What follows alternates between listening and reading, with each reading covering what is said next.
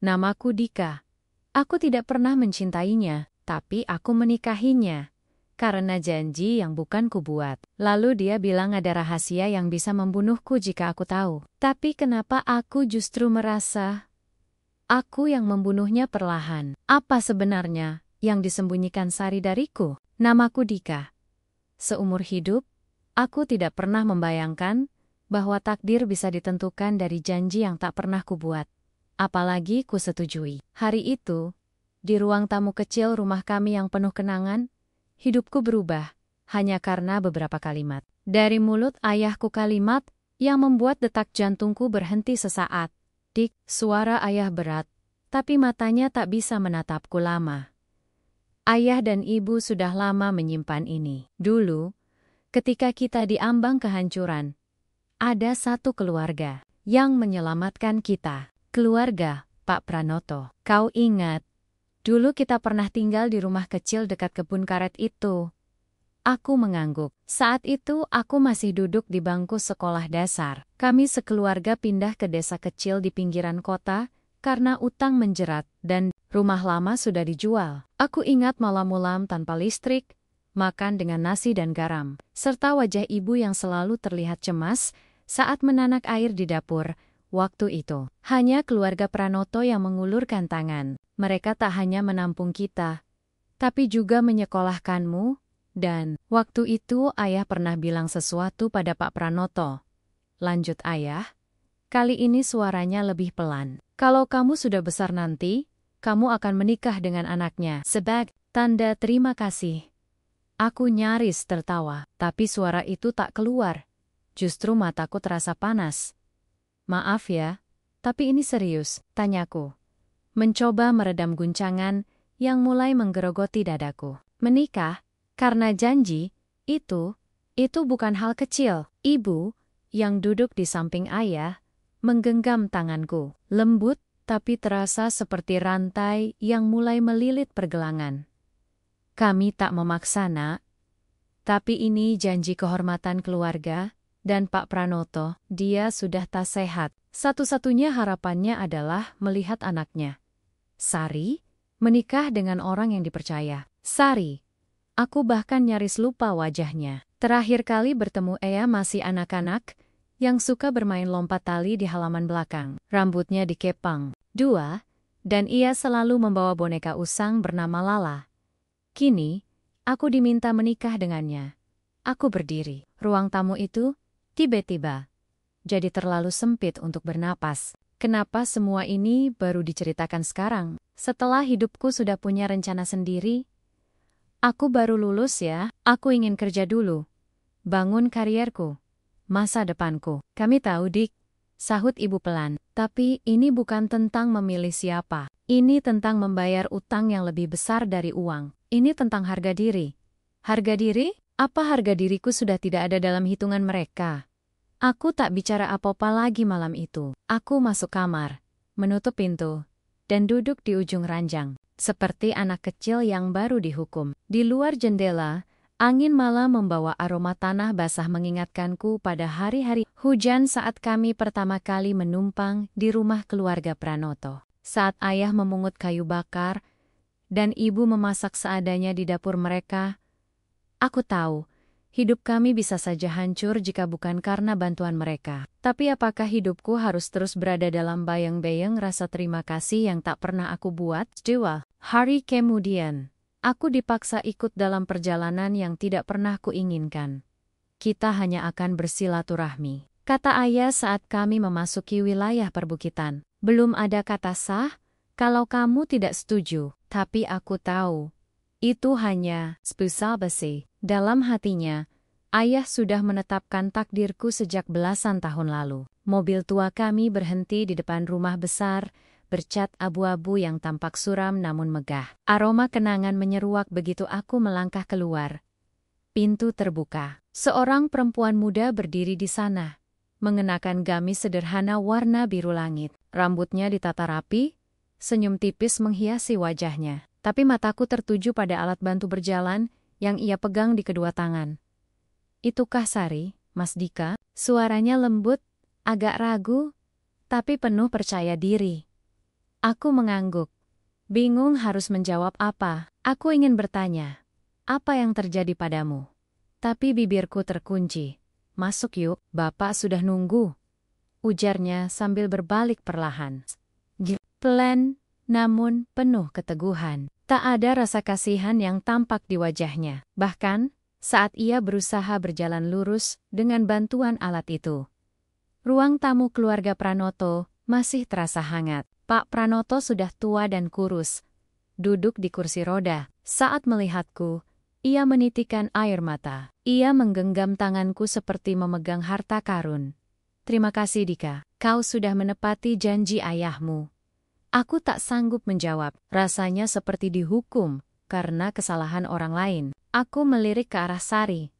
Ia duduk di ujung ruangan, menatapku tanpa takut, tanpa malu, dan tanpa permintaan maaf, seolah ia berkata, jika kamu tidak siap, maka akulah yang akan memutuskan untuk tetap berdiri di sini. Dan entah kenapa, aku merasa kalah. Malamnya, aku duduk di beranda rumah mereka, ditemani secangkir teh dan suara jangkrik. Sari muncul tanpa suara, duduk di kursi di sebelahku. Ia tidak membawa alat bantu. Kau pasti bingung, katanya tiba-tiba. Aku menoleh. Ya, sangat, jawabku jujur. Aku juga, katanya. Kupikir hidupku sudah cukup rumit. Tapi rupanya, Tuhan masih ingin bermain dengan babak baru. Aku tertawa kecil, pahit. Kau tidak keberatan dengan semua ini? Keberatan, katanya cepat. Tapi kupikir, hidup kadang memang seperti perjanjian. Kita tidak pernah tahu siapa yang menandatangani, tapi kita harus menanggung akibatnya. Aku diam. Kalimat itu terlalu dalam untuk diabaikan, terlalu jujur untuk tidak menyakitkan. Jadi, bagaimana kau mengalami ini? Tanyaku. Ragu, sambil menatap kakinya. Ia menatapku. Lama, lalu tersenyum samar. Itu cerita lain, cerita yang tidak semua orang siap mendengarnya. Aku mengangguk. Malam terasa panjang, tapi entah mengapa, untuk pertama kalinya dalam 2 hari terakhir, aku tidak merasa sendirian. Dan sejak saat itu, aku sadar, pernikahan ini bukan tentang janji, tapi tentang 2 orang yang suma-suma hancur, mencoba belajar berdiri dari awal lagi. Dan mungkin, hanya mungkin, aku bisa mulai menepati janji. Itu bukan untuk ayahku, tapi untuk diriku sendiri. Kata itu biasanya identik dengan bunga, senyum, harapan, dan cinta yang tumbuh dari waktu ke waktu. Tapi bagiku, kata itu datang seperti palu besar yang menghantam tanpa peringatan. Tak ada perasaan berbunga-bunga, tak ada prosesi lamaran yang menyentuh hati, hanya meja tamu, beberapa tamu keluarga, dan sepiring kecil kue yang hambar.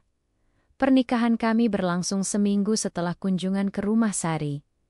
Cepat, terlalu cepat. Bahkan aku belum selesai mencerna perubahan besar yang menghantam hidupku. Tapi semuanya seperti sudah disiapkan jauh-jauh hari. Hanya tinggal menggeser tanggal di kalender. Saat ijab kabul selesai diucapkan, aku menoleh sekilas ke arah Sari. Ia duduk tenang di kursi, mengenakan kebaya putih gading. Matanya tidak menatapku, tapi lurus ke depan. Senyumnya tipis bukan senyum bahagia yang biasa kulihat di pengantin lain, tapi senyum yang nyaris seperti bentuk penghormatan, entah kepada siapa. Suasana riuh di ruang tamu rumah keluarga kami. Namun aku seperti duduk di tengah kehampaan. Orang-orang menyalamiku, mengucapkan selamat, menyebutku laki-laki beruntung, tapi hatiku kosong. Semuanya terasa seperti adegan yang digerakkan oleh tangan-tangan asing, dan aku hanya boneka di tengahnya. Hari pertama tinggal bersama, rumah kami terasa sangat asing. Rumah itu sebenarnya bangunan kecil yang disediakan Pak Pranoto, terletak tak jauh dari rumahnya. Menyebutnya hadiah awal kehidupan. Aku lebih suka menyebutnya sangkar tak bernama. Ruangan utama langsung terhubung dengan dapur kecil, 2 kamar tidur, dan 1 kamar mandi. Lantainya keramik putih yang memantulkan bayangan langkah kaki. Hening. terlalu hening. Suara kipas angin, seperti gema di lorong kosong. Sari duduk di pojok ruang tengah, menyusun beberapa buku ke dalam rak. Aku memperhatikannya dari balik pintu kamar. Tangannya cekatan, bahkan cepat. Ia melangkah dengan alat bantu yang kukira akan menjadi penghalang. Tapi, ia seperti telah berdamai dengan tubuhnya. Kalau kamu mau, kamu bisa ambil kamar depan, katanya tanpa menoleh. Aku mengerjap. Apa? Kamar depan? Dekat jendela? Aku biasa tidur di kamar belakang. Jadi, lebih nyaman. Kalau tidak diubah. Nada, bicaranya biasa saja, tenang, tanpa rasa sungkan. Aku ingin protes, atau bertanya kenapa ia terlihat begitu. Tidak terusik oleh semua ini, tapi yang keluar hanya gumaman pelan.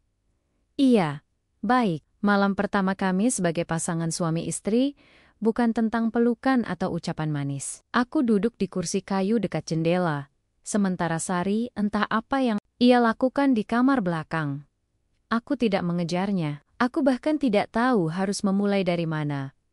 Apakah kami pasangan, atau sekadar dua orang asing yang dijodohkan oleh janji? Hari-hari berlalu seperti lembar kertas kosong yang ditiup angin. Aku bangun pagi, mandi, dan berangkat ke kantor tempatku magang. Pekerjaanku masih sementara, belum tetap, tapi aku menikmatinya. Karena setidaknya, aku punya alasan untuk pergi dari rumah. Sari.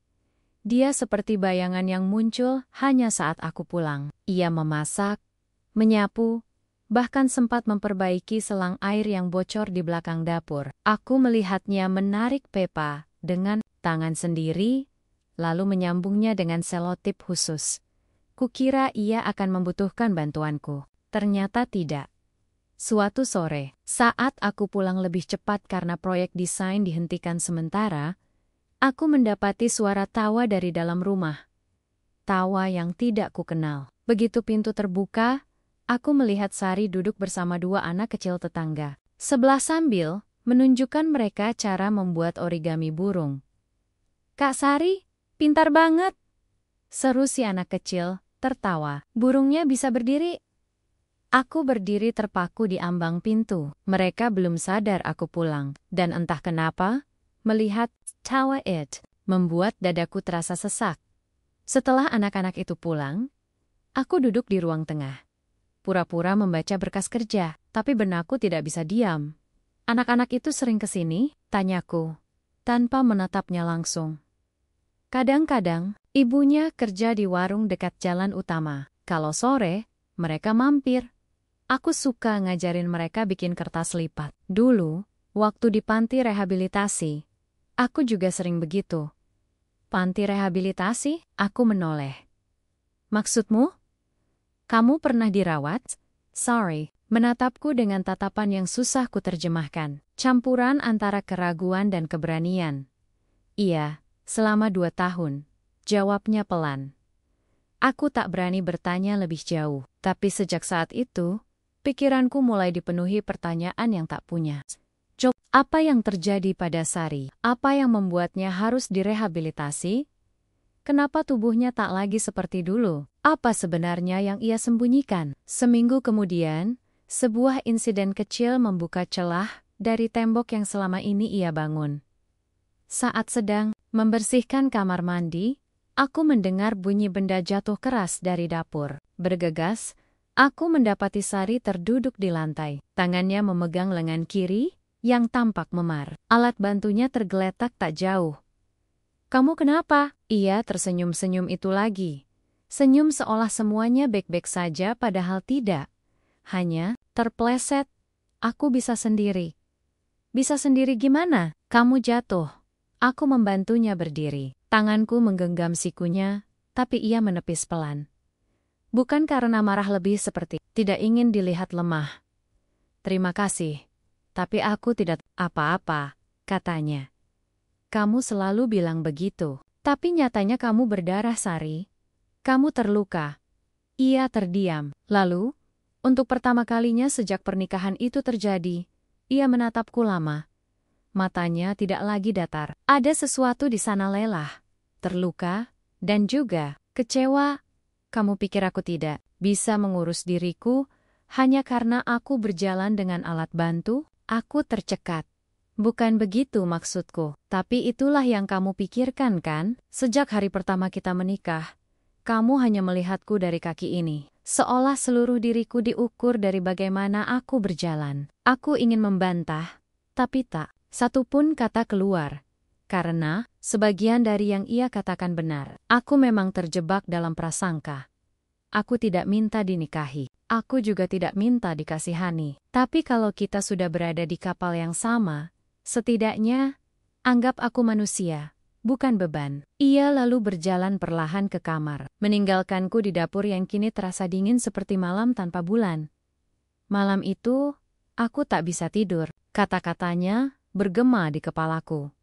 Ia tidak minta dikasihani. Ia hanya ingin diperlakukan sebagai manusia, dan aku sadar. Mungkin sejak awal, aku belum pernah benar-benar berusaha mengenalnya. Aku hanya melihat apa yang tampak di luar. Aku lupa bahwa mungkin Sari jauh lebih kuat dariku. Dan mungkin ini saatnya aku mulai melihat, bukan dari apa yang pernah dijanjikan ayahku, tapi dari apa yang bisa kutemukan sendiri. Apa sebenarnya yang selama ini ia sembunyikan, dan apakah aku siap untuk mengetahuinya? Pagi di rumah kecil, kami tidak pernah benar-benar bising. Tidak ada alarm nyaring, tidak ada suara langkah tergesa-gesa, tidak ada sapaan hangat. Hanya dentingan sendok di gelas, bunyi air dari keran yang bocor, dan sesekali bunyi burung di pohon jambu belakang rumah. Tapi pagi itu berbeda. Sari menyiapkan sarapan nasi goreng sederhana dengan irisan telur dan kerupuk. Aromanya membuatku berhenti membaca laporan di meja makan. Aku menoleh dan menemukan punggungnya membungkuk ringan saat menyusun piring. Gerakannya perlahan, tidak tergesa, tapi terlihat mantap. Aku tahu kamu tidak suka sambal, ucapnya pelan, masih tanpa menoleh. Aku terkesiap. Kamu ingat? Ia mengangguk. Waktu kecil, kamu selalu menyingkirkan cabai dari makanan yang ibu masak. Aku duduk di seberang meja dan diam-diam mengamatimu. Itu peristiwa 20 tahun lalu. Aku tetap tahu harus berkata apa. Maka aku hanya menjawab dengan senyum canggung dan duduk menikmati sarapan.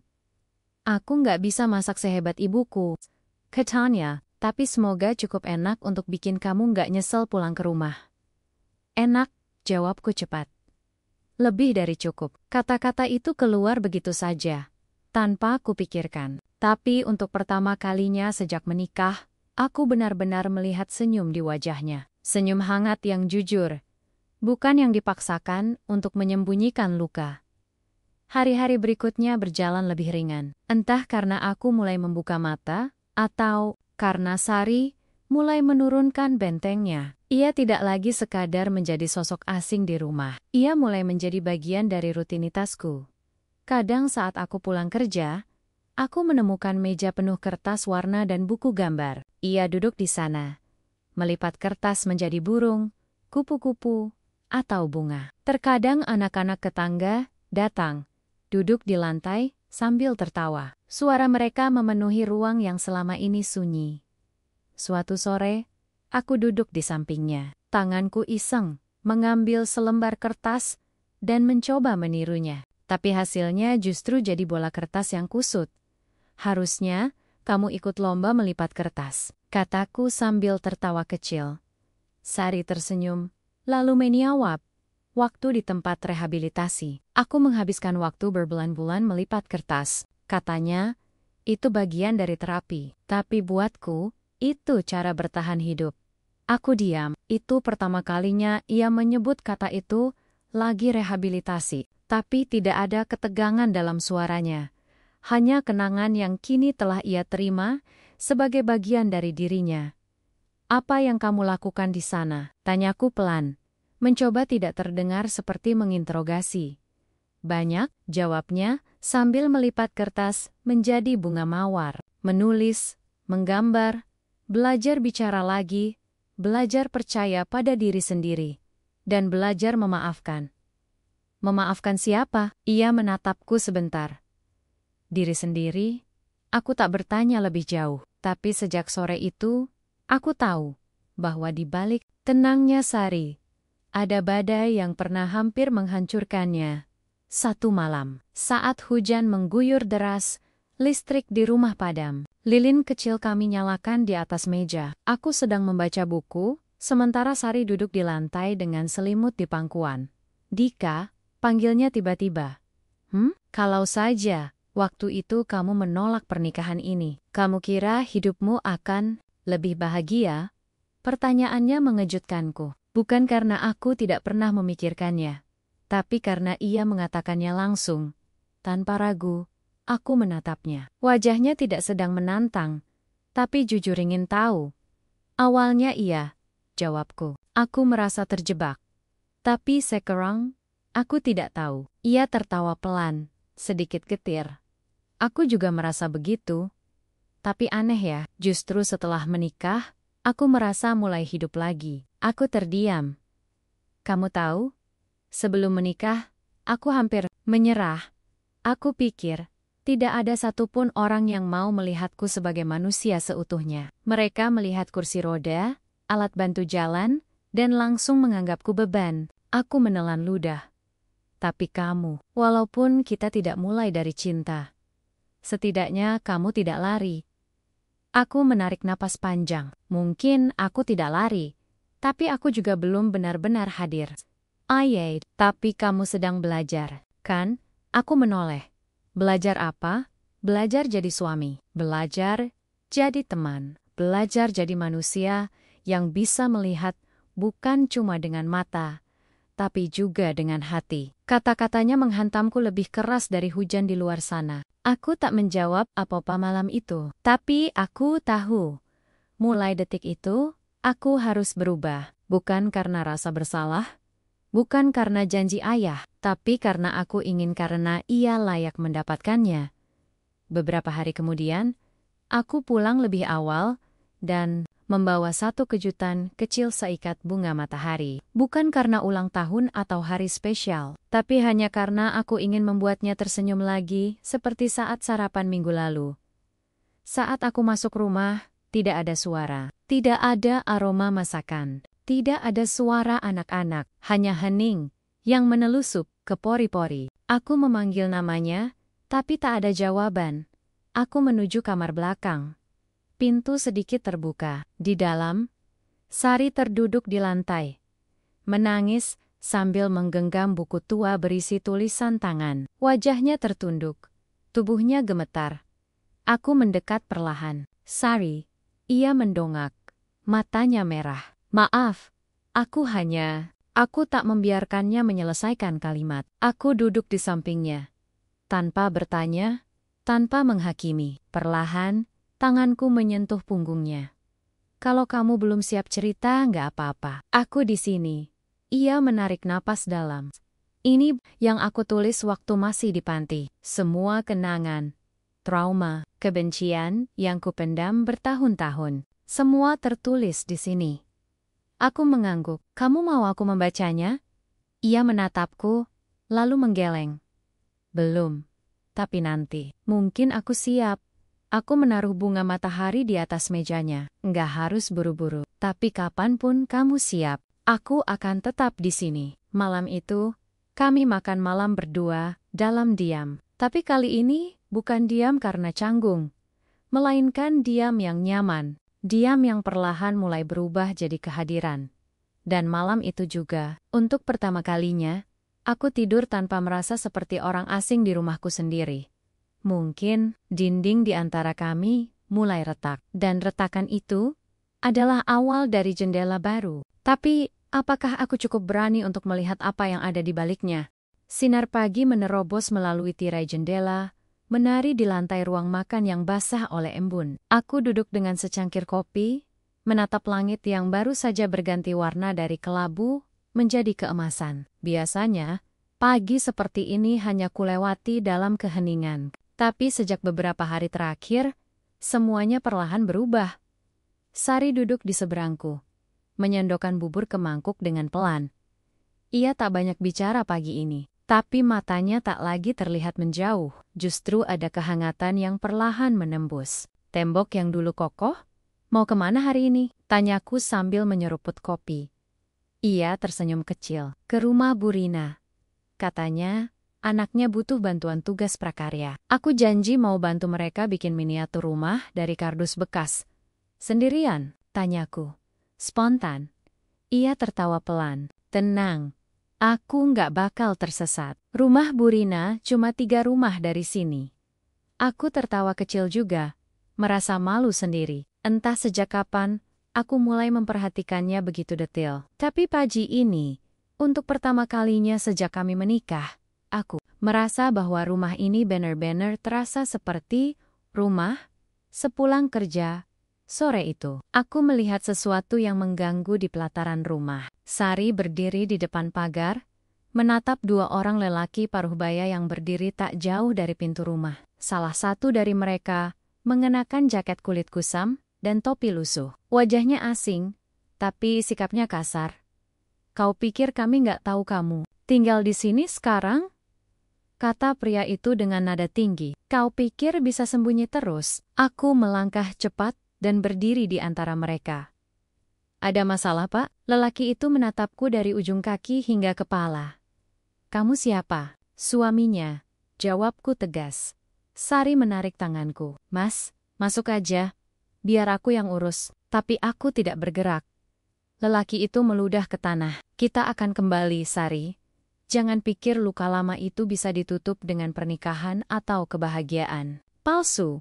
Aku hampir melemparkan kaleng cat yang tergeletak di dekat pagar. Tapi tangan Sari mencengkeram lenganku erat. Mereka bukan orang asing bagiku, Mas. Katanya lirih. Tapi kita nggak perlu buat keributan. Ayo masuk. Aku menatap mereka sekali lagi, sebelum menarik napas panjang, dan mengikuti Sari masuk ke dalam rumah. Begitu pintu tertutup, Sari bersandar di dinding, matanya memerah, tapi tak ada air mata yang jatuh, hanya napas berat yang tertahan di tenggorokan. Siapa mereka? Tanyaku. Orang dari masa lalu, jawabnya singkat. Aku mendekat, mereka bicara tentang luka lama. Apa maksudnya? Mata, kamu belum siap dengar jawabannya. Dika dan aku belum siap untuk menceritakannya. Sejak kejadian itu, aku jadi lebih gelisah. Banyak pertanyaan berseliweran di kepala. Siapa mereka? Apa hubungan mereka dengan Sari? Dan mengapa Sari selalu terlihat kuat di luar? Padahal jelas bahwa luka itu masih segar di dalam. Malamnya, aku tak bisa tidur. Aku membuka laptop, mengetik kata kunci acak di mesin pencari. Sari Pranoto, kasus kecelakaan, panti rehabilitasi, hasilnya nihil. Aku mengganti dengan aktivis perempuan Sari Jawa Tengah. Masih belum ada informasi yang jelas.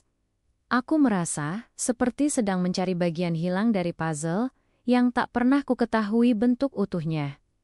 2 hari kemudian, kotak kayu kecil di atas lemari buku, tidak terkunci. Di dalamnya ada tumpukan foto dan potongan koran lama. Tangan ini gemetar saat menyentuhnya, seolah tahu bahwa apapun yang kutemukan bisa mengubah semuanya. Salah satu clipping berjudul, Mahasiswi Aktivis Perempuan, ditemukan luka berat setelah aksi penolakan kekerasan seksual di kampus. Sekitar 8 tahun lalu, mataku bergerak cepat. Di foto kecil di sudut koran, aku melihat sosok Sari, wajahnya lebih muda. Rambut tergerai, mata yang penuh semangat, tapi tubuhnya dipapah 2 orang paramedis, dan wajahnya tertutup luka lebam. Tanganku mengepal. Isi berita singkat hanya menyebutkan bahwa korban tidak ingin melanjutkan kasus ke ranah hukum. Tidak ada nama pelaku. Tidak ada penjelasan. Hanya satu kalimat terakhir yang membuat darahku mendidih. Korban memilih mundur dari dunia akademik dan menjalani masa pemulihan di panti rehabilitasi milik yayasan sosial. Aku terduduk di lantai. Kepalaku berputar.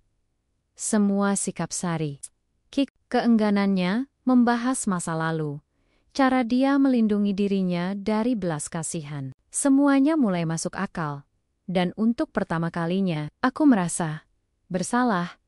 Sari mendapati aku masih duduk di lantai saat ia pulang.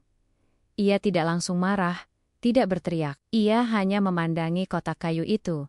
lalu duduk di depanku. Kamu tahu, sekarang, katanya pelan. Aku mengangguk, tidak berani menatapnya langsung. Aku tidak bermaksud menyelidiki. Kataku terbata. Aku ingin mengerti kamu. Sari menarik napas panjang. Waktu itu aku masih semester akhir. Aku ikat aksi, menyuarakan hek-hek perempuan. Tapi yang terjadi, justru sebaliknya. Aku diserang oleh orang-orang yang seharusnya melindungi. Kamu nggak melapor? Karena yang menyerangku, salah satunya adalah dosenku sendiri. Dan dia punya kekuasaan. Ketika aku mencoba bicara, semuanya berbalik. Aku dituduh mencemarkan nama baik kampus. Teman-teman menjauh. Aku jadi kambing hitam. Aku mengepalkan tangan. Mereka yang salah, bukan kamu. Ia menatapku. Ada tangis yang tertahan di matanya. Aku tahu, tapi waktu itu, aku merasa dunia terlalu sunyi untuk berpihak padaku. Jadi aku pergi, meninggalkan kuliah, meninggalkan semua, dan mulai hidup dari awal di panti. Di sanalah aku belajar bahwa kekuatan bukan soal otot, tapi soal hati yang tetap bisa berdetak meski berkeping. Aku tak tahu harus berkata apa, maka aku hanya berkata, maafkan aku, karena selama ini aku hanya melihatmu sebagai sosok yang harus kuterima, bukan seseorang yang layak untuk kupahami. Ia menatapku, lalu mengangguk. Dan, sekarang, kamu tahu semuanya. Apa kamu masih ingin tinggal di sini? Pertanyaan itu menghantam jantungku. Tapi aku tak ragu menjawab. Ya, karena sekarang aku tidak lagi tinggal karena janji ayahku. Tapi karena aku ingin mengenalmu, berdiri di sisimu. Bukan sebagai suami karena kewajiban, tapi sebagai manusia yang juga pernah merasa runtuh. Sorry, menatapku lama. Lalu, untuk pertama kalinya sejak kami menikah, ia memelukku. Hangat, rapat, jujur, dan di dalam pelukannya, aku tahu, ini bukan lagi tentang menyatukan dua nama dalam buku nikah. Ini tentang dua jiwa yang terluka, yang akhirnya mulai belajar menyembuhkan satu sama lain. Tapi aku juga sadar, luka seperti ini tidak akan sembuh hanya dengan pelukan. Apa yang telah terjadi di masa lalu Sari belum sepenuhnya selesai. Dan bayangannya bisa saja datang kembali. Apakah aku cukup kuat untuk tetap berada di sisinya saat itu terjadi? Musim hujan mulai datang. Embun tak lagi hanya singgah di pagi hari, tapi menyusup hingga ke dalam dinding rumah, membawa hawa lembab yang pelen-pelen meresap ke dalam perasaan. Tapi anehnya, meski udara luar dingin dan kelabu, rumah kami justru terasa lebih hangat dari sebelumnya. Hubunganku dengan Sari berubah. Tak lagi sekadar basa-basi. Tak lagi sekadar dua orang yang terjebak dalam perjanjian warisan keluarga. Kini, ada percakapan yang tumbuh. Ada tawa yang muncul tanpa paksaan. Dan yang lebih mengejutkan ada rasa yang perlahan menjelma dari kehadiran. Pagi itu, aku terlambat bangun. Biasanya Sari yang lebih dulu terjaga dan menyiapkan sarapan. Tapi kali ini, aku mendapati rumah sunyi. Dapur kosong, meja makan rapi, dan kamar belakang kosong. Panggilku pelan. Tak ada jawaban. Jantungku berdebar. Aku langsung mengenakan jaket dan menyambar kunci motor. Baru setengah jalan keluar rumah, kulihat dia sedang duduk di bawah pohon mangga, di samping pagar tetangga, bersama anak-anak kecil yang biasa ia ajari melipat kertas. Mereka tertawa. Sari menunjukkan cara membuat bintang dari potongan kertas warna-warni. Salah satu anak menyuapkan pisang goreng ke mulutnya. Dan ia tertawa, sambil berpura-pura tidak suka. Wajahnya bercahaya. Aku hanya berdiri mematung, memperhatikan dari kejauhan. Ada sesuatu yang berdesir di dadaku, rasa tenang. Mungkin juga bahagia. Dan untuk pertama kalinya, aku melihat Sari bukan hanya sebagai bagian dari hidupku, tapi sebagai pusatnya. Sejak malam kami berbicara jujur itu, jarak antara kami semakin pet. Ia mulai bercerita tentang masa kecilnya, tentang ibunya yang keras, tentang bapaknya yang pendiam tapi penyayang, tentang buku-buku yang ia curi dari perpustakaan kampus hanya karena ia tak mampu membelinya, dan tentang malam-malam ketika Ia merasa dunia sudah kehilangan tempat untuknya. Sebagai gantinya, aku pun membuka diri. Aku bercerita tentang mimpiku menjadi arsitek, tentang kegagalanku masuk universitas negeri, tentang malam-malam saat aku menangis diam-diam karena merasa tak cukup bagi orang tuaku. Kita sama ya, katanya pelan suatu malam. Kita berdua selalu merasa kurang, padahal kita hanya butuh dipeluk dan didengar. Kata-kata itu membekas lama. Malam itu juga, aku mendekatinya, menggenggam tangannya perlahan. Ia tidak menarik diri, ia hanya diam, menoleh, lalu tersenyum. Kami tidak butuh banyak kata. Keheningan yang menggantung di antara kami cukup untuk menjelaskan semuanya. Dan sejak saat itu, aku tak lagi tidur sendiri di kamar depan.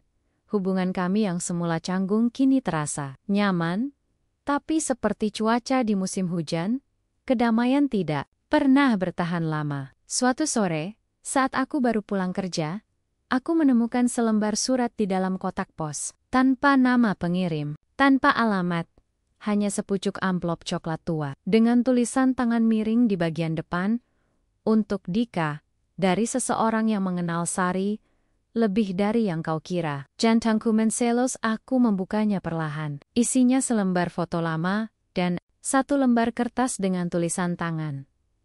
Kau pikir dia korban? Jangan tertipu. Dia bukan perempuan tak berdosa, seperti yang kau percaya. Jika kau lelaki sejati, kau akan tahu siapa yang sebenarnya kau nikahi.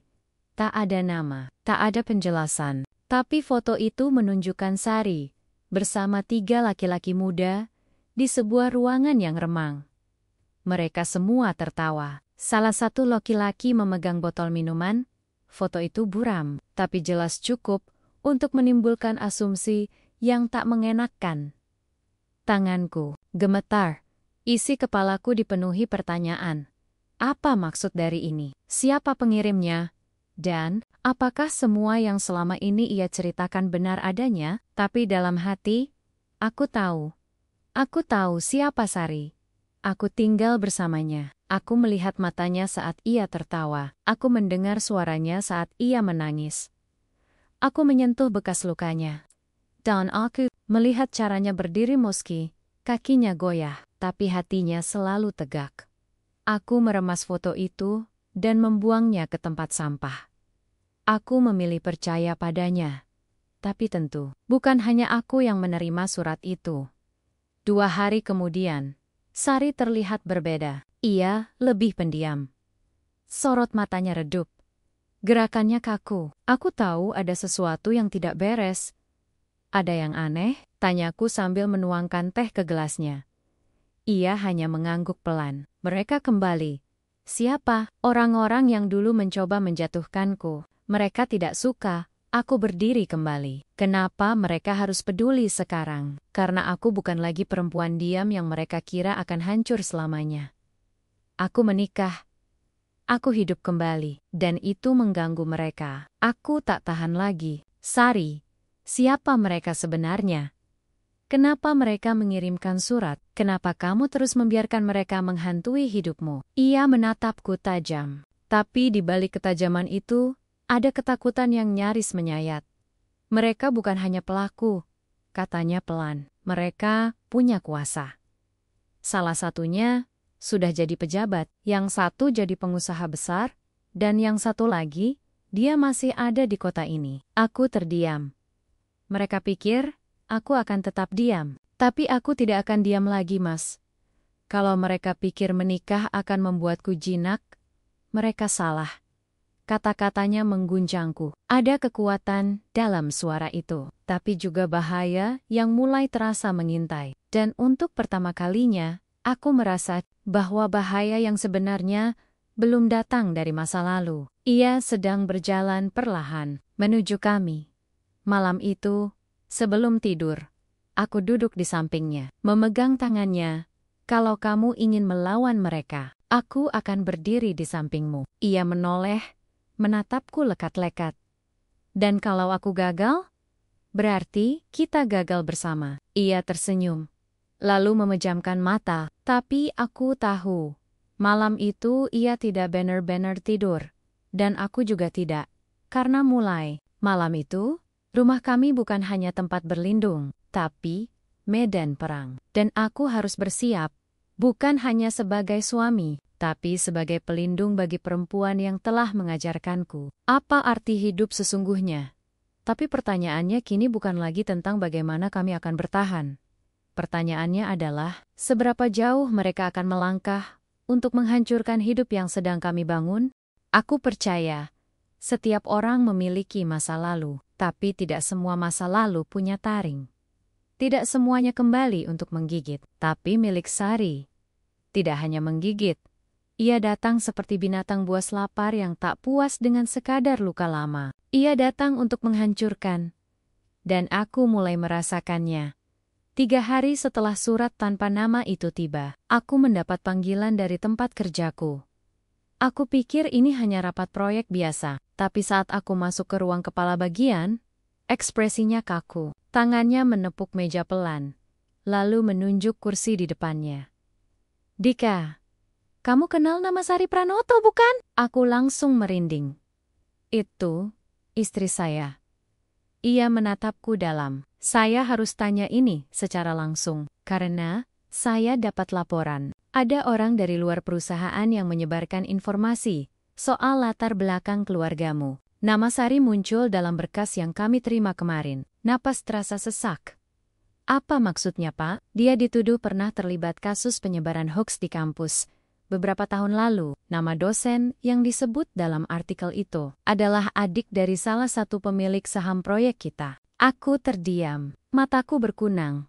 Perusahaan belum mengambil keputusan, tapi kami harus pertimbangkan reputasi mitra kerja. Untuk sementara, kamu dibebas tugaskan dari proyek desain utama, seolah lantai kantor ambruk di bawah kakiku.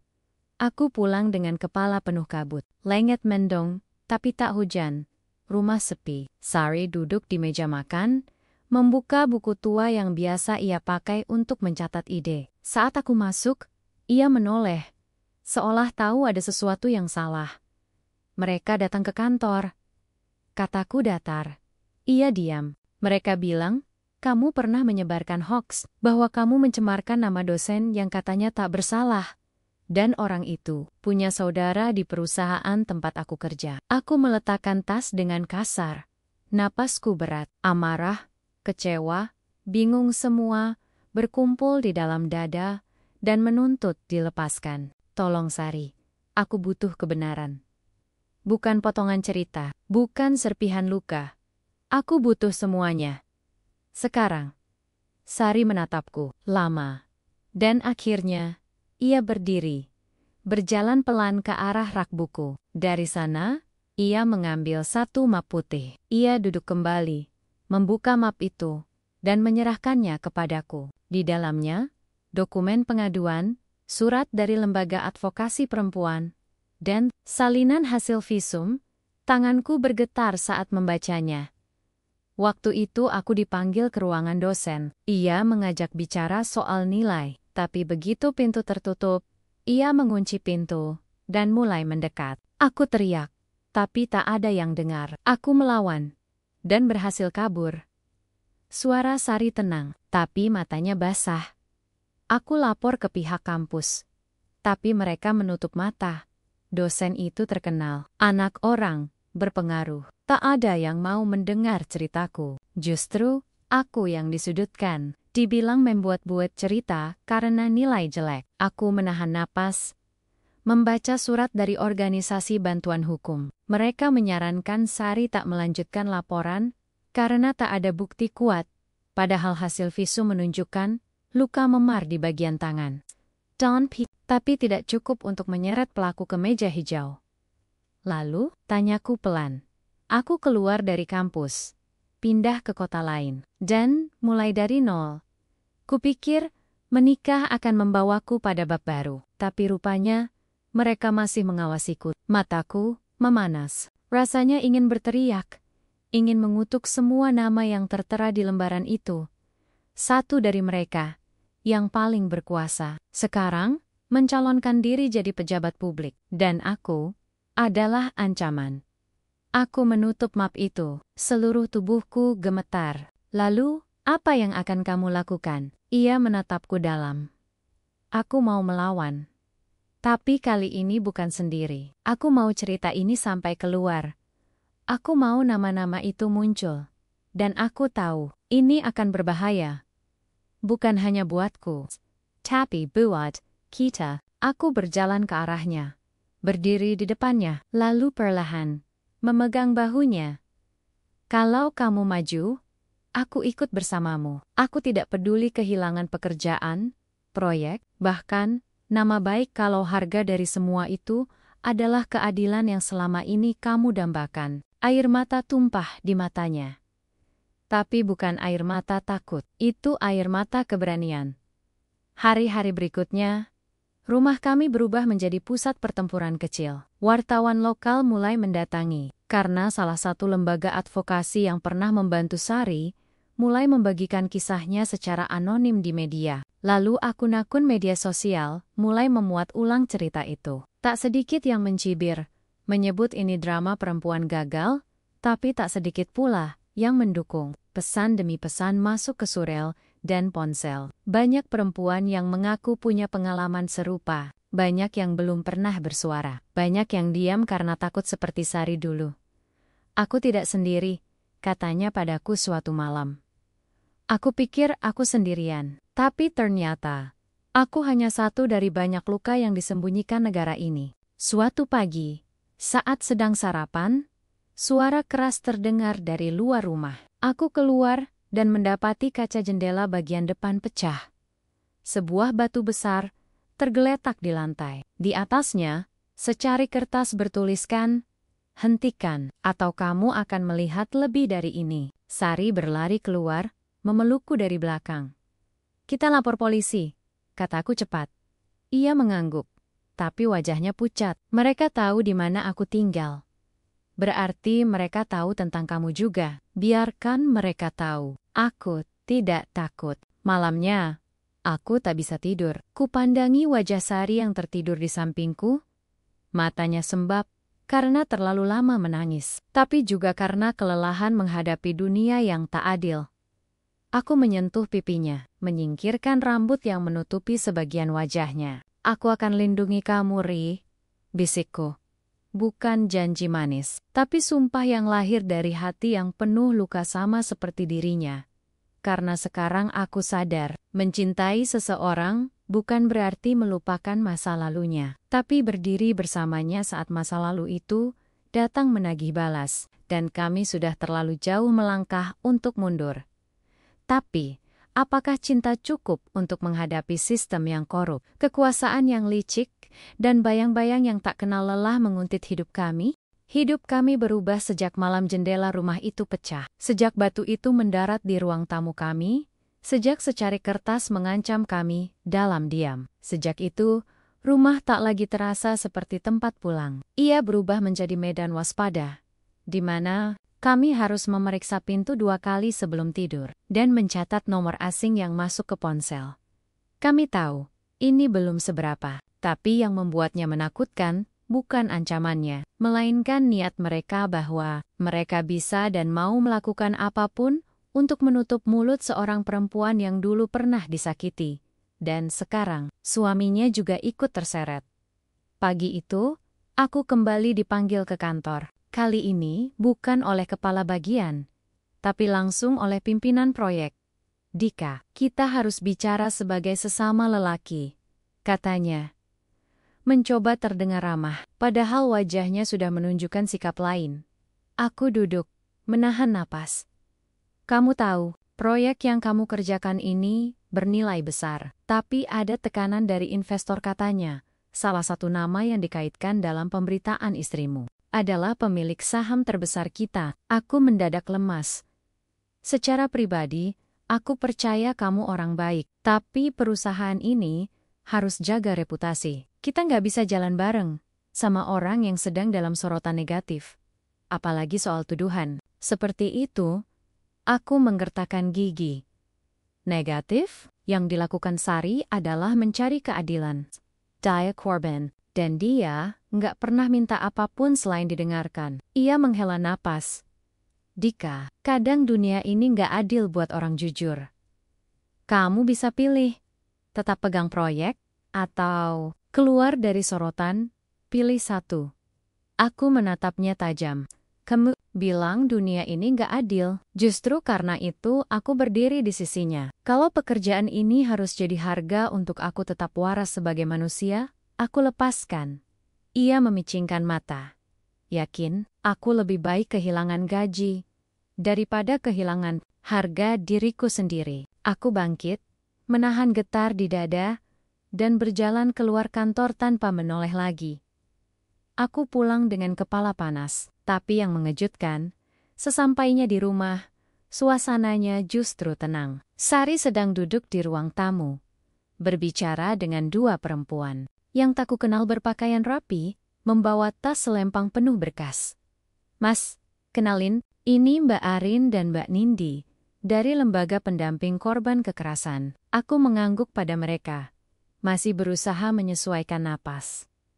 Mereka menyambutku hangat, lalu membuka map berisi strategi pendampingan, jaringan hukum, dan rencana publikasi. Kami akan bantu Sari naikkan kasus ini ke meja hukum, kata Arin. Tapi proses ini nggak akan mudah, bisa panjang, bisa kotor, bisa melibatkan banyak tekanan. Kami butuh tahu, kalian siap? Aku menatap Sari, dan ia menatap balik padaku. Aku mengangguk pelan. Ya, kami siap. Sejak saat itu, rumah kami berubah menjadi pusat strategi. Disusun, kronologi dirapikan, dokumentasi diperkuat, nama-nama pelaku dituliskan dalam urutan kejadian. Satu persatu benang merah masa lalu Sari dirajut menjadi tali yang akan ditarik ke pengadilan. Tapi di luar sana, musuh kami bergerak lebih cepat. Malam itu, aku sedang mengemudi pulang dari warung kopi ketika sebuah motor memepetku di tikungan. Dua pria bertopeng melemparkan botol ke kaca depan mobilku. Kaca retak. Mobil oleng. Aku nyaris menghantam tiang listrik sebelum berhasil menghentikannya. Aku keluar dengan napas terengah. Di tanah, botol itu pecah, menyebarkan cairan bensin ke aspal. Mereka tidak lagi main-main. Aku laporkan kejadian itu ke polisi. Tapi seperti dugaan, mereka hanya membuat laporan kosong. Tidak ada investigasi, tidak ada tindak lanjut. Kami akan coba pantau Pak Dika, kata petugas berjaga. Tapi tanpa saksi atau rekaman, kami sulit tindak. Sari memelukku malam itu. Tubuhnya gemetar. Kalau mereka nyakitin kamu, aku nggak akan pernah maafin diri sendiri. Aku membalas pelukannya erat. Jangan pikir begitu. Ini bukan salahmu. Ini salah mereka yang selama ini merasa di atas hukum. 2 hari setelah kejadian itu, media sosial meledak. Lembaga pendamping mengunggah kisah Sari, lengkap dengan inisial nama pelaku dan bukti pendukung. Artikel itu viral, komentar datang ribuan. Banyak yang mendukung, tapi tak sedikit yang menyalahkan. Kenapa baru sekarang lapor? Cari sensasi. Perempuan trauma kok bisa nikah? Pasti ada alasan dia digituin. Sari menangis malam itu. Untuk waktu yang lama, ia tak berkata apapun, hanya duduk di lantai, memeluk kakinya sendiri. Aku duduk di sebelahnya. Erik, jangan baca semuanya. Internet bukan pengadilan. Nggak tahu apa yang kamu alami. Ia menatapku, tapi mereka menghina luka yang susah payah ku terima. Rasanya seperti disayat 2 kali. Aku menyentuh pundaknya. Kamu bukan sendirian lagi. Kamu bukan gadis 20 tahun yang ketakutan di ruang sempit. Kamu sekarang perempuan yang punya suami yang akan berdiri bersamamu sampai kapanpun. Matanya berkaca-kaca. Kamu kehilangan pekerjaan karena aku. Aku tersenyum.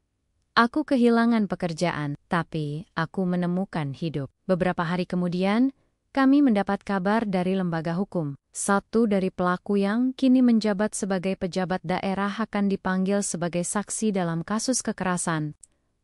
Dan informasi dari kasus Sari bisa dijadikan tambahan bukti pola kekerasan berulang. Ini celah kalau kita bisa dorong kasus Sari masuk ke jalur hukum. Kata pengacara kami, maka kasus ini bisa jadi pintu pembuka untuk banyak korban. Lane, kami tahu itu artinya kami harus bersiap untuk serangan yang lebih besar. Dan benar saja, malam itu, seseorang menyelipkan surat di bawah pintu rumah. Kalian pikir ini perjuangan? Ini kuburan. Surat itu dibakar malam itu juga.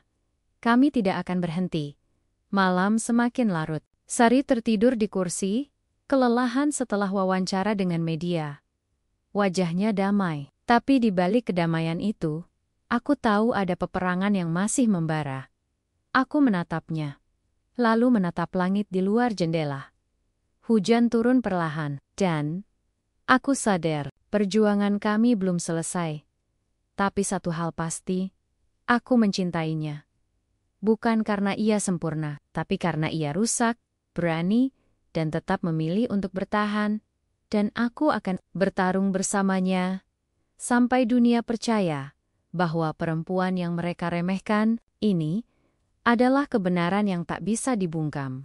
Hari itu langit mendung, tapi bukan karena hujan. Ada sesuatu di udara yang terasa tegang, menggantung, menyesakkan. Udara pagi biasanya membawa harapan, tapi pagi ini yang datang adalah ancaman. Aku bangun lebih dulu dari Sari. Seperti biasa, aku berjalan ke dapur untuk menyeduh teh. Tapi sebelum sempat menyalakan kompor, ponselku bergetar. Sebuah pesan masuk dari nomor tak dikenal. Kalau Sari bicara hari ini, kamu akan kehilangan lebih dari sekadar pekerjaan. Aku mematung. Jemariku dingin. Pesan itu jelas. Hari ini, Sari dijadwalkan memberikan kesaksian tertutup kepada pihak kejaksaan, sebuah langkah penting untuk membuka kembali kasus lamanya dan membuka pintu bagi korban-korban lain. Tapi pesan itu bukan sekadar ancaman, itu peringatan bahwa ada harga mahal yang harus kami bayar. Aku tak langsung bilang pada Sari. Aku hanya menatapnya diam dayung saat ia sarapan pagi itu. Wajahnya tenang, tapi mata itu tak bisa berbohong. Ia gugup. Jemarinya meremas gelas dengan canggung, seperti mencari pegangan agar tak runtuh. Kamu yakin mau tetap datang? Tanyaku akhirnya. Sari menatapku. Senyumnya tipis, hampir tak terlihat. Tapi sorot matanya mantap. Ini bukan soal yakin atau tidak, Mas. Ini soal apa yang tersisa dari diriku kalau aku terus diam. Aku mengangguk pelan, tapi dalam hati, aku takut. Bukan hanya pada mereka yang mengancam dari balik bayang, tapi pada dunia yang seringkali lebih suka membungkam daripada mendengarkan. Ruang kejaksaan tidak semegah yang kubayangkan. Cat dindingnya kusam, kursinya keras, dan ruangan itu terasa dingin seperti kamar mayat. Sari duduk di ujung meja panjang, didampingi dua kuasa hukum dari lembaga pendamping korban. Aku duduk di belakangnya, tak berkata apapun. Hanya menatap punggungnya, bahunya yang dulu ringkih, kini tegak seperti dinding baja satu persatu. Pertanyaan datang dari jaksa. Tentang kronologi kejadian, tentang luka fisik, tentang hubungan antara pelaku dan korban, tentang mengapa butuh waktu bertahan-tahan untuk bicara. Sari menjawab semuanya, dengan suara yang kadang bergetar, tapi tak pernah lari. Ia menangis saat menceritakan malam itu. Tentang bagaimana ia merasa tubuhnya bukan miliknya sendiri. Tentang rasa malu yang menempel, seperti kutukan. Tapi ia terus bicara. Dan ketika semua selesai, ruang itu hening. Tak ada yang berani berkata apapun selama beberapa detik. Lalu, jaksa menutup map dan mengangguk. Kami akan menindaklanjuti, tapi bersiaplah. Ini belum akhir. Kami tahu ini baru awal dari peperangan yang lebih besar. Sore itu, kami pulang ke rumah dengan kepala penuh dan dada sesak. Tapi baru saja masuk ke gerbang, kami melihatnya sebuah spanduk terbentang di depan pagar. Rumah pemfitnah, jangan dukung penghancur nama baik. Darahku langsung mendidih. Aku menarik spanduk itu dengan kasar. Merobeknya menjadi dua. Warga sekitar mulai muncul, menatap dengan bisik-bisik. Sari hanya berdiri diam. Wajahnya datar, tapi matanya seperti jurang yang baru saja kehilangan dasar. Malamnya, berita tentang kesaksian Sari tersebar. Sebuah media online memberitakan langkah keberaniannya, tapi tidak lama setelah itu, portal berita besar menerbitkan artikel tandingan. Judulnya menyayat. Sumber terpercaya. Wanita yang menuduh pejabat berpengaruh punya masa lalu gelap. Artikel itu memuat potongan foto, transkrip lama, dan komentar anonim yang menyudutkan. Nama Sari tak disebutkan langsung, tapi cukup jelas bagi siapapun yang mengenalnya. Bahkan, komentarnya lebih kejam dari artikelnya.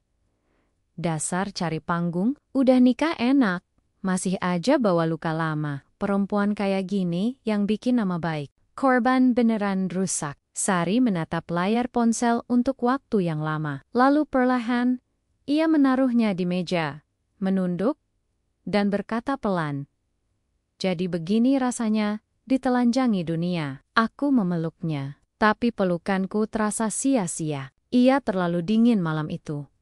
Beberapa hari setelahnya, tekanan datang dari arah yang tidak kami duga.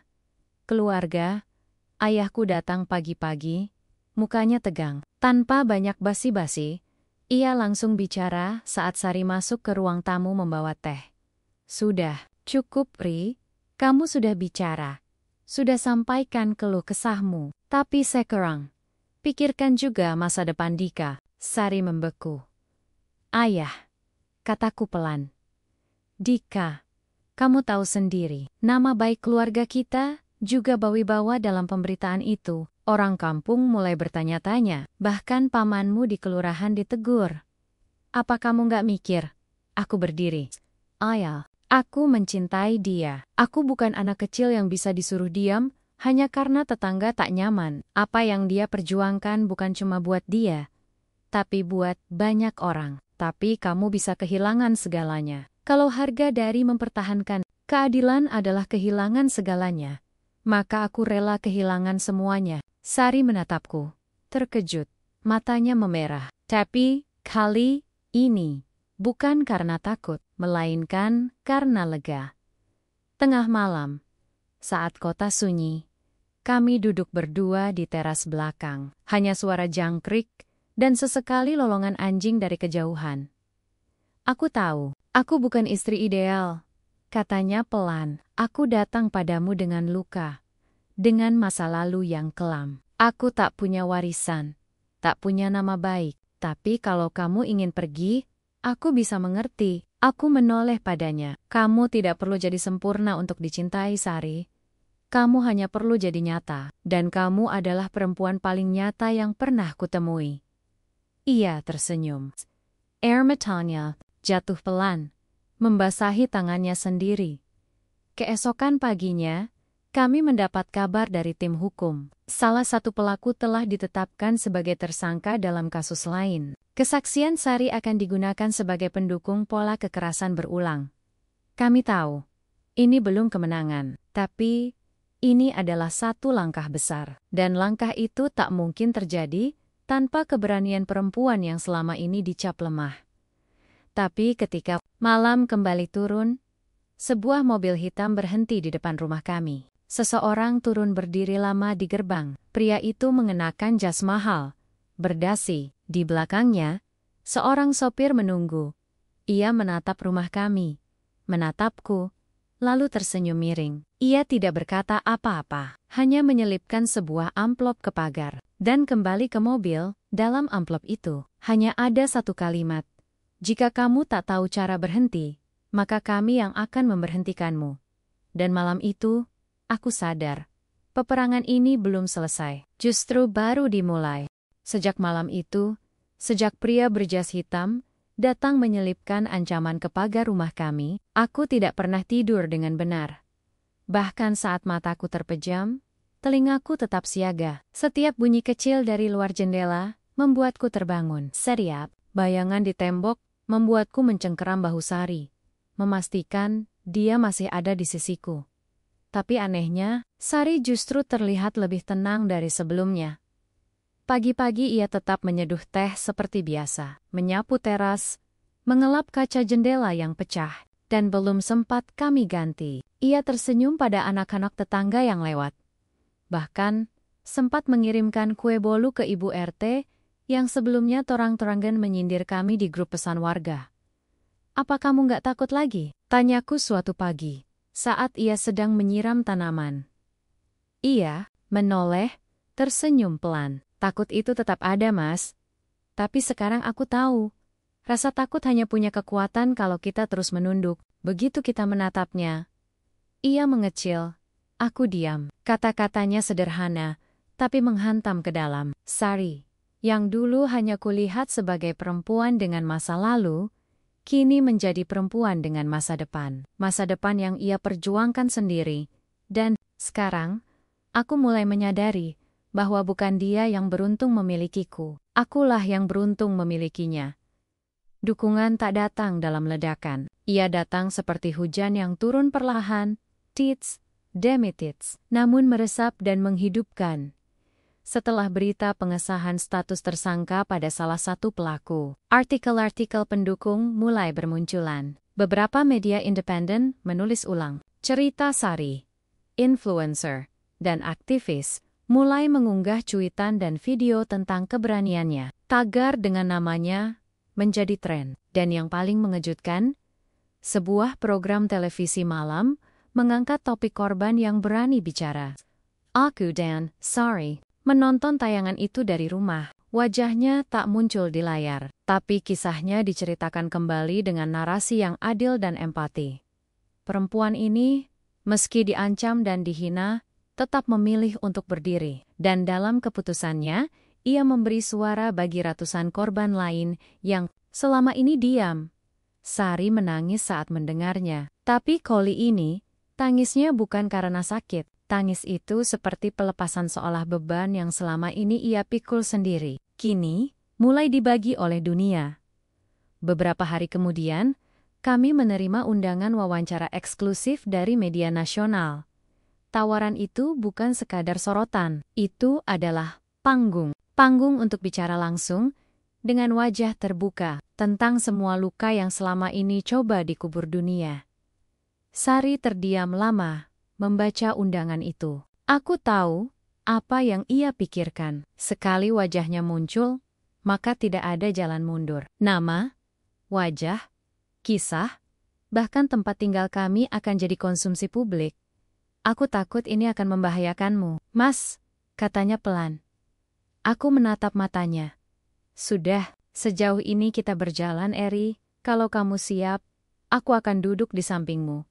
Kita cerita sama-sama. Wawancara itu direkam di studio kecil di Jakarta. Kami duduk berdampingan, dikelilingi lampu sorot dan kamera. Pewawancara menyambut dengan hangat, dan setelah pembukaan singkat, lampu merah menyala. Lalu, pertanyaan pertama keluar. Sari, apa yang membuatmu akhirnya bicara? Ia menatap kamera, lalu menarik napas panjang. Karena aku lelah melihat wajah-wajah perempuan seperti aku menangis di dalam diam. Suasana studio hening, aku tahu bagaimana rasanya disalahkan atas luka yang bukan kita buat. Bagaimana rasanya kehilangan suara. Tapi sekarang, aku mau bilang ke semua perempuan yang sedang membaca ini atau menonton ini, kita berhak bicara. Kita berhak didengar. Kita tidak sendirian. Aku menatapnya dengan bangga. Tangannya menggenggam erat jemariku di atas pangkuannya. Ketika wawancara berakhir, kami tahu dunia akan berubah. Setidaknya sedikit. Setidaknya cukup untuk memberi harapan baru bagi satu orang lain yang sedang hampir menyerah. Tapi seperti yang sudah kami pelajari, kebenaran tak datang tanpa harga. 1 minggu setelah tayangan itu viral, kami mendapat surat panggilan, tapi bukan dari kejaksaan, melainkan dari pengacara pribadi salah satu pelaku.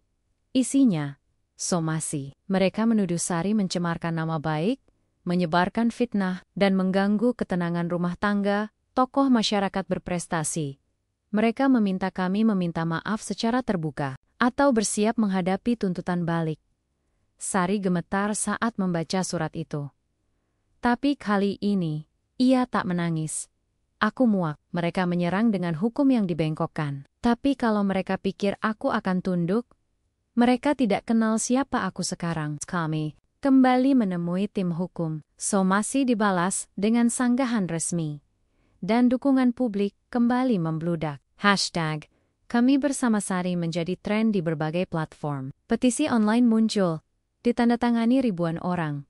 Aku tidak pernah menyangka, sebuah kisah yang bermula dari perjodohan sunyi, bisa berubah menjadi gerakan. Tapi mungkin, memang begitu cara cinta bekerja. Dimulai dari dua hati yang berani, lalu menyentuh hati-hati lain yang sedang diam dan luka. Suatu malam, di tengah kelelahan setelah menghadiri konferensi pers, Sari rebah di sofa dan menatapku dengan mata sendu.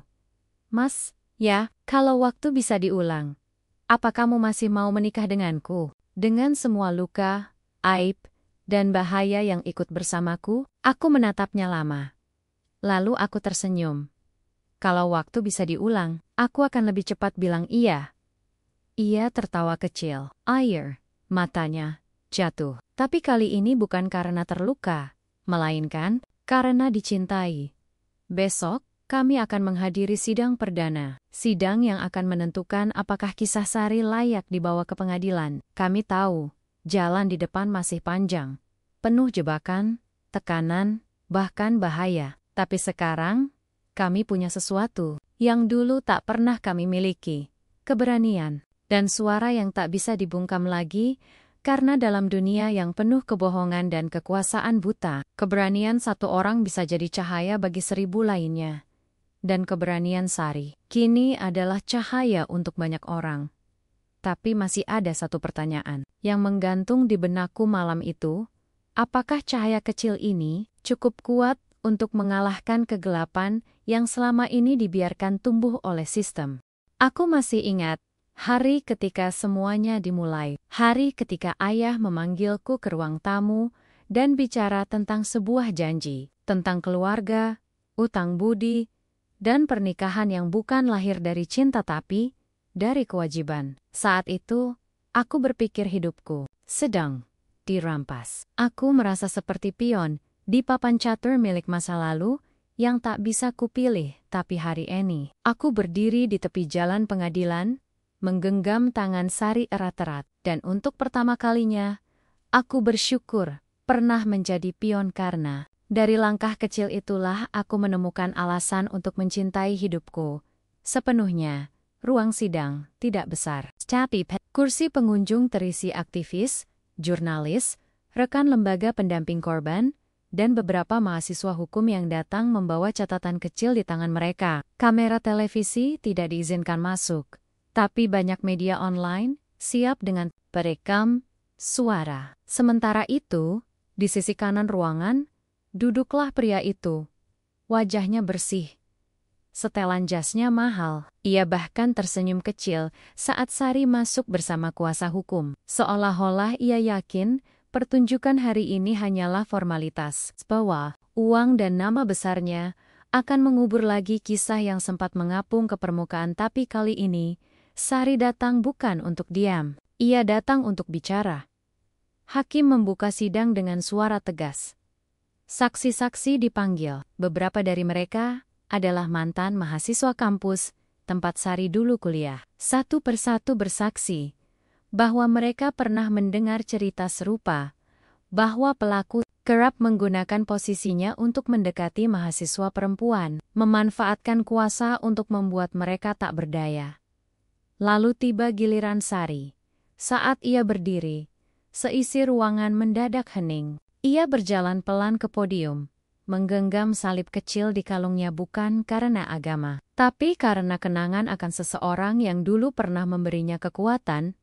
Dengan suara jernih, Sari menceritakan semuanya, tentang bagaimana ia dikurung di ruangan dosen, bagaimana ia mencoba melawan, bagaimana ia melapor, dan justru dibungkam. Ia menunjukkan bukti visum, surat pengunduran diri, surat dari lembaga pendamping pertama, dan pesan-pesan ancaman yang dikumpulkan selama proses ini berjalan. Yang paling menyakitkan bukan tubuhku yang memar, katanya, dengan suara nyaris, bergetar, tapi kenyataan bahwa suara seorang perempuan dianggap gangguan oleh sistem yang seharusnya melindunginya. Ruangan diam. Di sisi kiri, pria itu tampak mulai gelisah. Ia berbisik ke pengacaranya. Tapi semuanya sudah terlambat. Kiben sekali dilontarkan dengan keberanian, tidak bisa dikembalikan ke dalam kotak. Sidang ditunda untuk waktu yang tidak terlalu lama. Tapi dalam waktu singkat itu, sesuatu yang tak pernah kami duga terjadi. Dua korban baru muncul. Mereka membaca berita tentang Sari dan memutuskan untuk bicara. Keduanya adalah perempuan yang jauh lebih muda, dengan cerita hampir serupa. Stan, nama pelaku, sama. Kabar ini menyebar dengan cepat. Publik yang semula hanya mendukung di balik layar, kini mulai turun langsung. Aksi digelar di depan kampus lama tempat Sari kuliah. Mahasiswa membawa poster bertuliskan, "Kita percaya, korban suara perempuan bukan aib dari Sari." Untuk semua, hari demi hari, berita demi berita, tekanan demi tekanan. Akhirnya membawa hasil. 3 minggu setelah sidang pertama, Kejaksaan menyatakan akan membuka penyelidikan formal terhadap pelaku dengan tuduhan pelecehan seksual dan penyalahgunaan kekuasaan. Kami menangis malam itu, tapi bukan karena lega, melainkan karena tahu bahwa kemenangan ini datang dengan harga sangat mahal.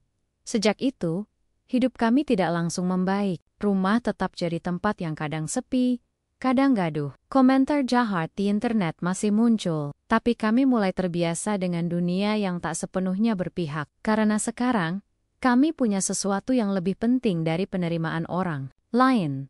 Kami punya keyakinan, Sari diundang menjadi pembicara di berbagai forum. Ia mulai menulis kolom untuk media perempuan, mengajar di komunitas kecil, dan menjadi bagian dari jaringan aktivis perlindungan korban. Kadang aku menatapnya dari jauh, dari balik pintu, melihat bagaimana ia berbicara dengan semangat, bagaimana matanya menyala saat menjelaskan pentingnya ruang aman untuk perempuan.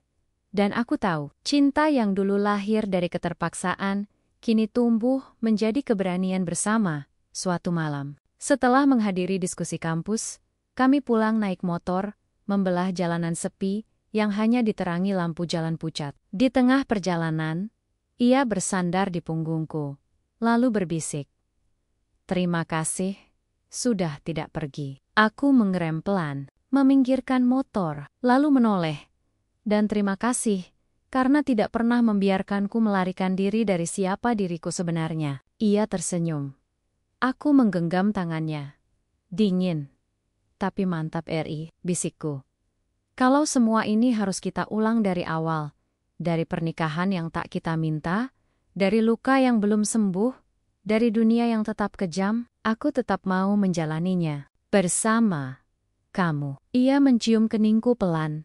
Dan malam itu, tanpa ada yang menyaksikan, tanpa kamera, tanpa sorotan media, tanpa tepuk tangan, janji itu akhirnya tertunaikan, bukan karena warisan orang tua, tapi karena keberanian dua orang yang memutuskan untuk tetap berdiri ketika dunia mencoba merobohkan mereka. Epilog dari drama ini mengisahkan 3 bulan setelah kasus Sari disidangkan. Pelaku utama akhirnya ditahan atas laporan dari 2 korban baru. Kasus Sari masih berjalan, tapi telah membuka celah besar pada sistem hukum yang selama ini menutup mata. Nama Sari menjadi simbol. Tapi ia tak mau disebut pahlawan. Aku hanya bicara, karena aku tahu, jika aku tidak, maka tak akan ada yang bicara. Untukku dan aku berhenti dari perusahaan lamaku, lalu membuka biro desain kecil di rumah. Kami menamainya Ruang 1, tempat di mana satu suara saja cukup untuk memulai perubahan.